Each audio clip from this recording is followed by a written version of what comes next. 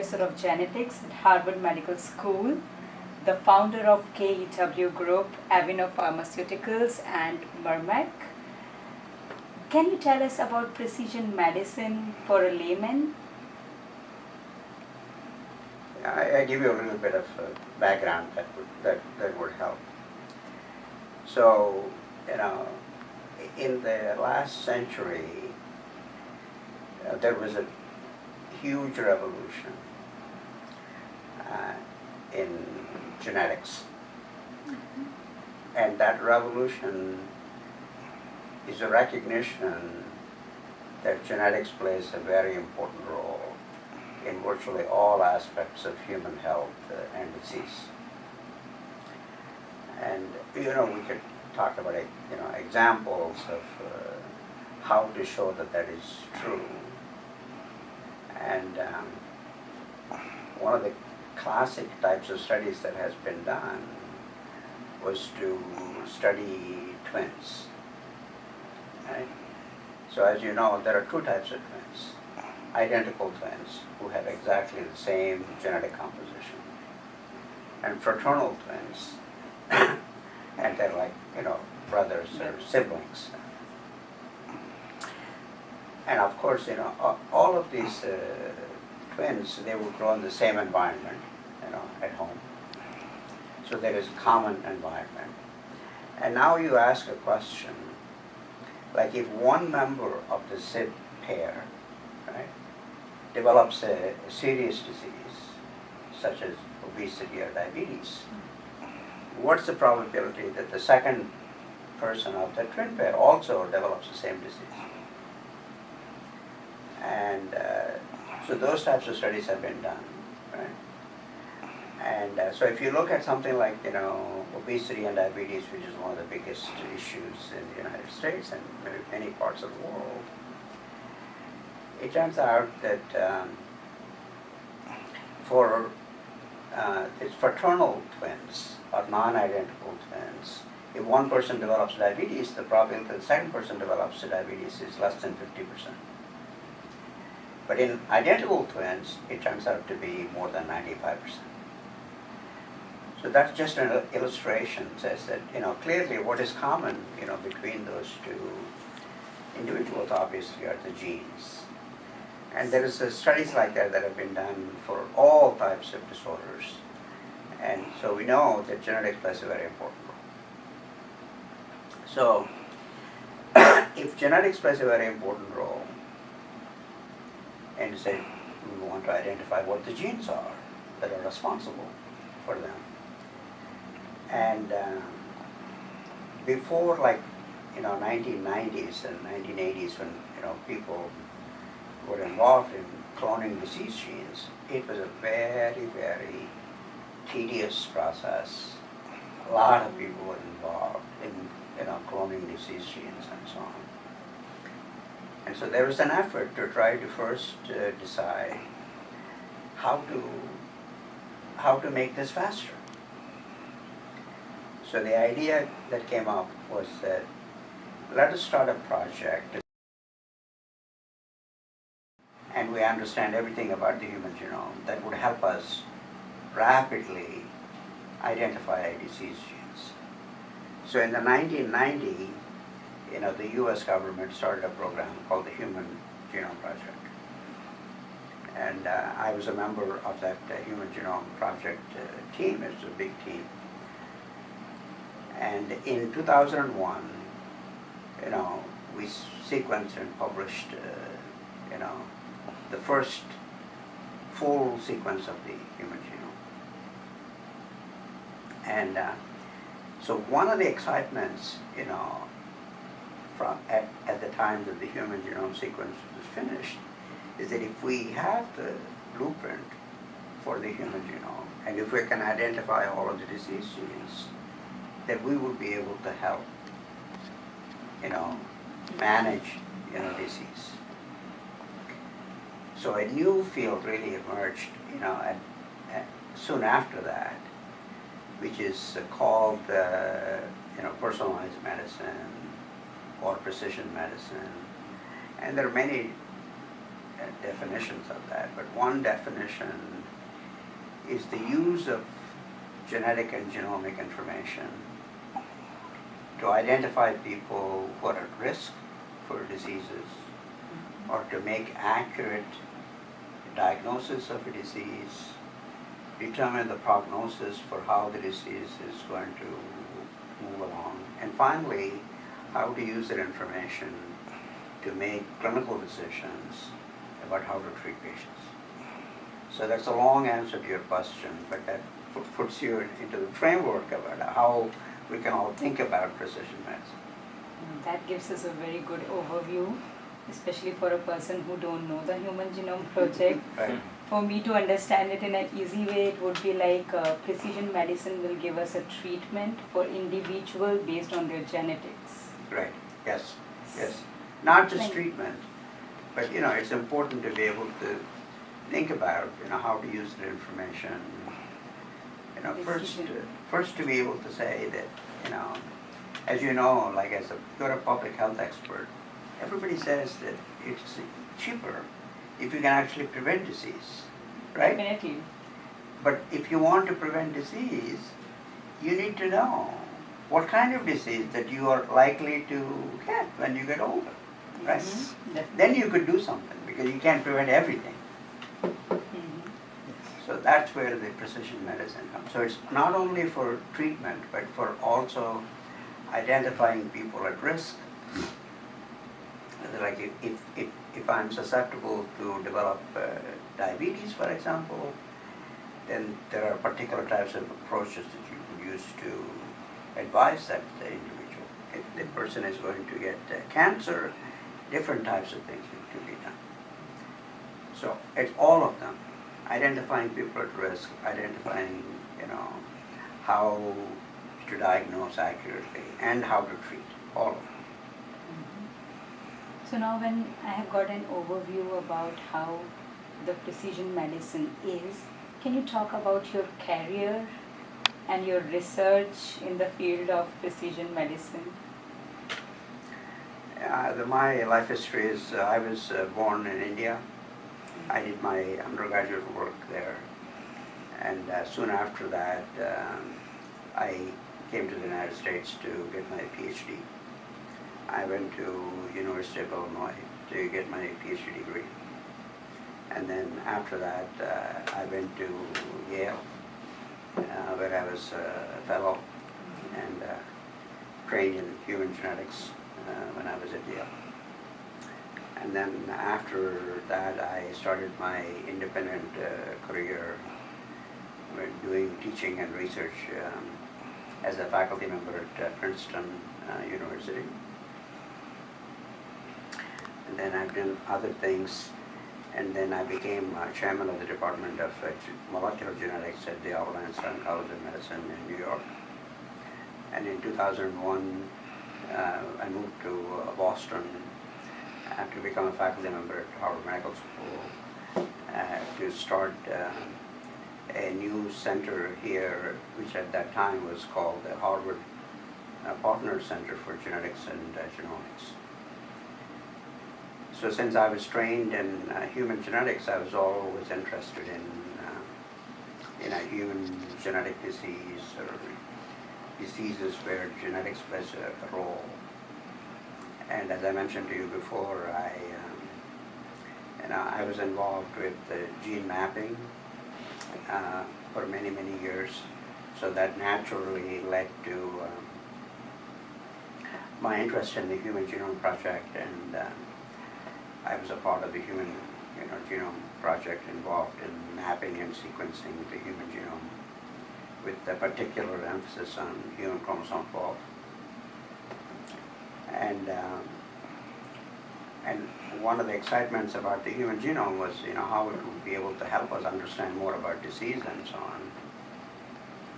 So over my career, I've been involved in cloning, many human disease genes and studying them. And now a major emphasis of my own research career is cancer and cancer genetics. but I've also been involved in efforts to try to promote this idea of personalized or precision medicine for many years. So there will be many of us who would like to talk about your journey from an academic scientist to an entrepreneur.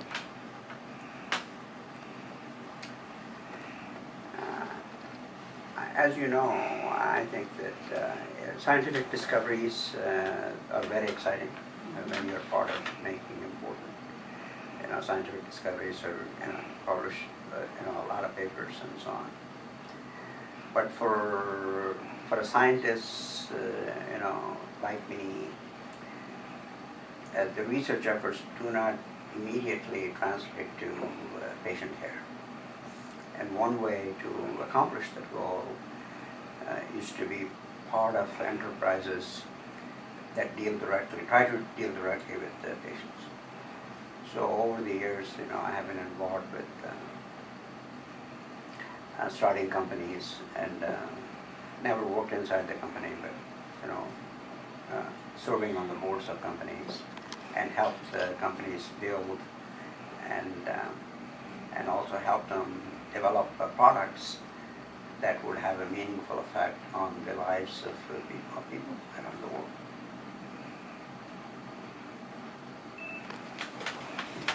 That is so inspiring, because most of the scientists and most of the entrepreneurs, they always face the difficulty of how the money will come in to keep the things ongoing, and you had been very successful in doing that. So how do you see the precision medicine changing the face of healthcare in the next decade? Precision medicine, already has a huge amount of impact, right now, and it is going to have even greater amount of impact. I think, particular areas of medicine are being impacted right now. Like, for example, in cancer, and it turns out that our understanding about cancer has changed very dramatically, and we now recognize that any particular cancer, which used to be based upon the tissue of origin of the cancer, that is not what is really important. What's really important are the genetic changes that are present in the tumor, and so now, in all of the major cancer hospitals, here in the United States and elsewhere, it's becoming quite routine that the tumor DNA would be tested for the types of changes that it has, and treatment decisions are made based upon that information. So that's already transforming, the way that cancer is cared for. Similarly, childhood disorders, for example, and there are large numbers of childhood disorders, and in many cases, parents, when they have a child that have something wrong with them, and it turns out in many cases, they go from one doctor to another and go through a process called diagnostic odyssey, going through many different doctors and healthcare providers to really find out what's wrong with their children. And it turns out in many instances now you could take the DNA from that child and sequence all of the genes, and in many instances you can actually find out what is the genetic basis for that, and that enables one to get an accurate diagnosis. And as you know, for certainly in any disorder, you need to have first an accurate diagnosis before you can really think about how to manage those patients. So that's the second area that has really huge amount of impact. And there are other sorts of areas, which are changing very, dramatically. So over the, next, I don't know how many years, 10 years or more, I think that the use of genetic information will become much more routine in trying to identify people at risk, as we talked about, and identifying, making diagnoses, and using that information to make critical decisions about health. But it's also important to not only just to think about how important that all these technologies are, and how they can improve the quality of health. But it's also important to think about how they would provide significant amount of value for the society. And I think that there is an opportunity to do that. And now, when people like President Obama or Vice President Biden, really talk about precision medicine and how it could impact the lives, and that is true.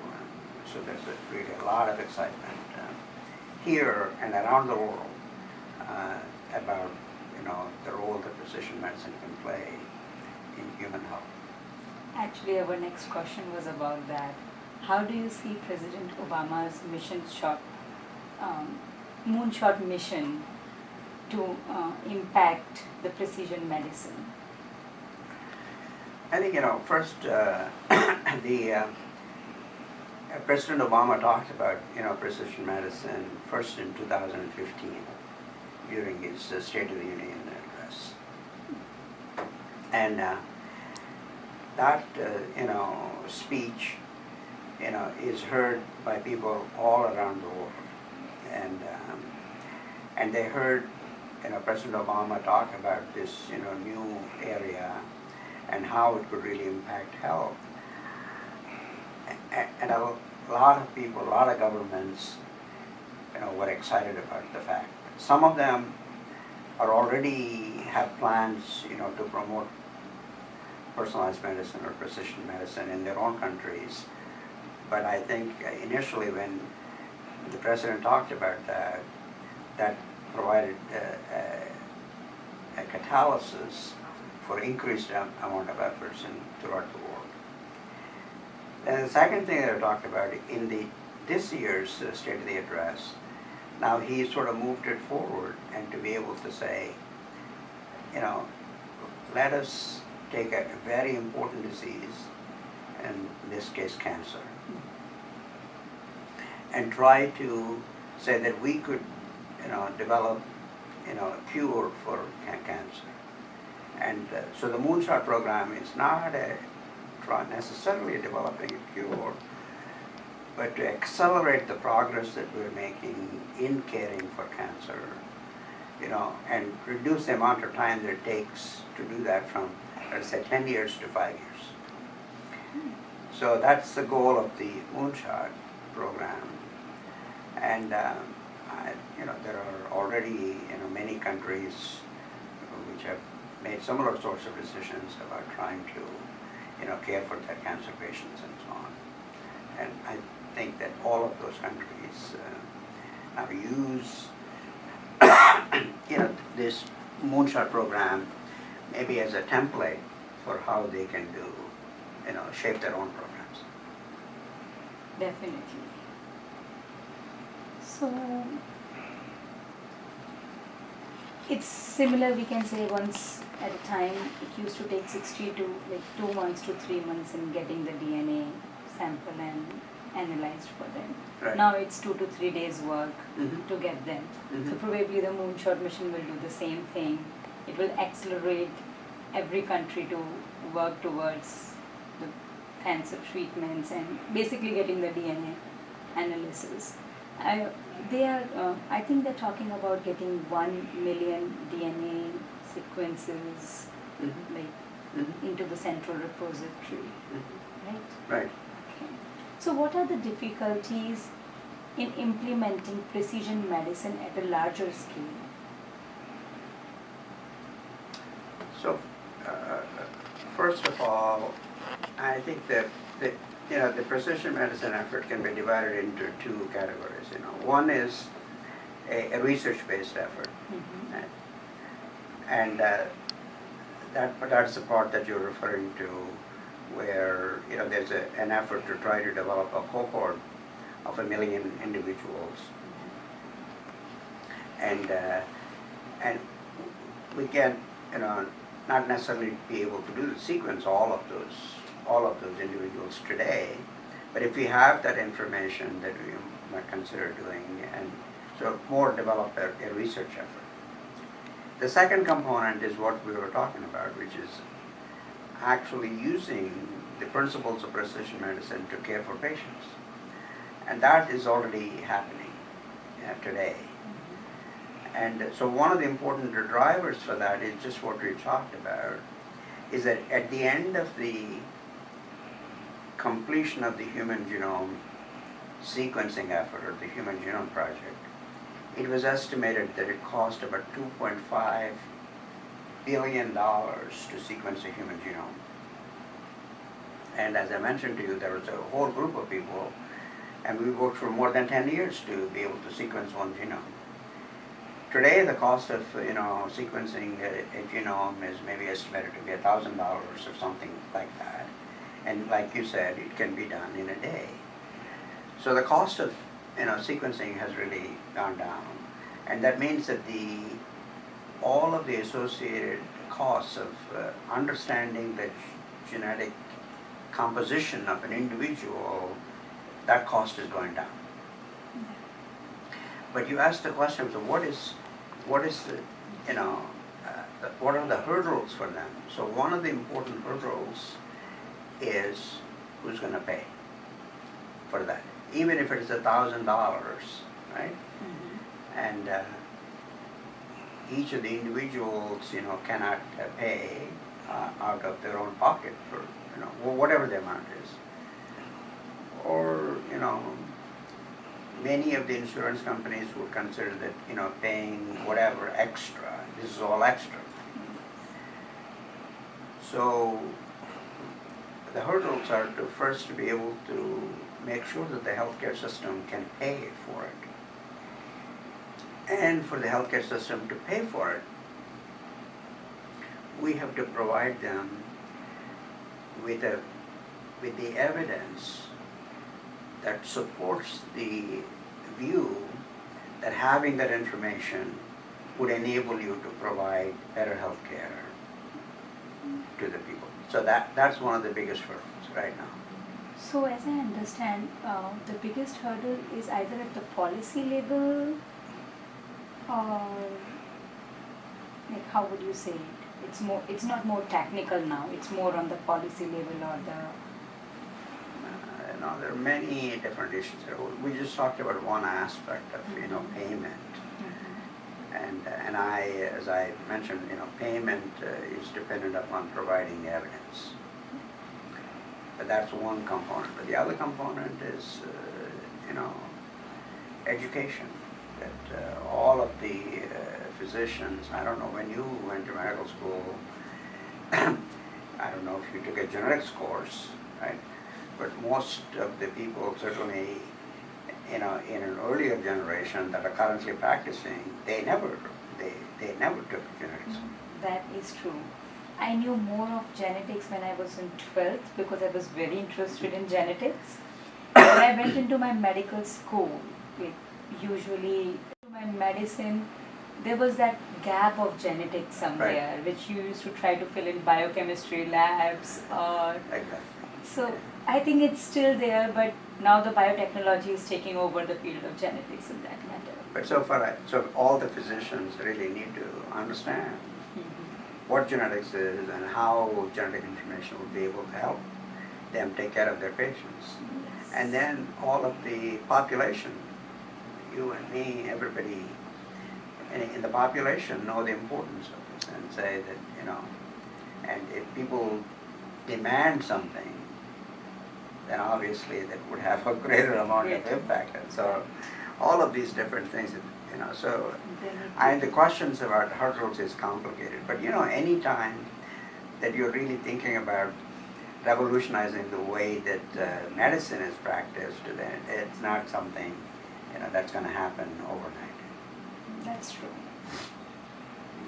So what are the new opportunities in the area of precision medicine? I think, in the United States, there is not as much effort in prevention. Even though, obviously, we do vaccination to, prevent certain types of deadly diseases and so on and so forth. But in general, the healthcare system here in the United States is geared towards taking care of sick people. And one of the opportunities that precision medicine provides is that it provides an opportunity to actually prevent disease, which would have a huge amount of impact. And this is also true in other countries where there's a huge population that are underserved medically, and they are beginning to live longer and care more about their health and so on and so forth. So it's important to be able to think of prevention. So precision medicine can play a very important role in prevention. I think that's going to be a huge opportunity for the population around the world. So, and of course, all the other things that we talked about, it's already progressing now, how to do accurate diagnosis and treatment. That continues to grow. So as you told about creating education, I think creating education for doctors and creating awareness for every person is important in the field of precision medicine. And we have this upcoming event on September 8th in Microsoft at Candle Square.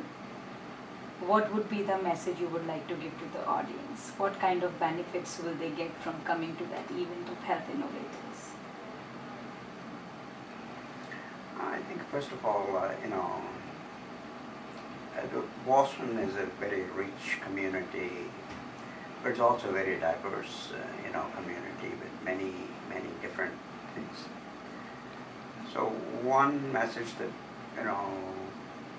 that I whenever I go and talk about, precision medicine and how it could change the healthcare of populations, but one person at a time.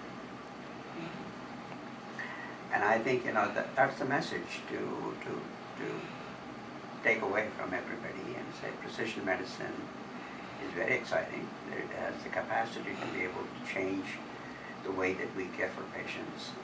And number two, that it's here to stay.